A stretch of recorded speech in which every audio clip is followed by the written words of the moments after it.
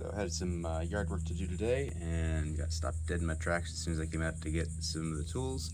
You can see the battery icon on our Schlage touchpad lock is blinking, and it does not have enough juice to take the code.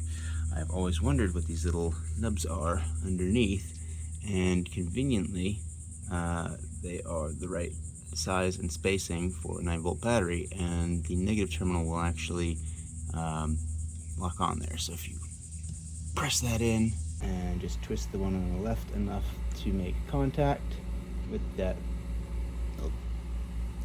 and we should have enough juice to get it open. And then we can pop the new one in.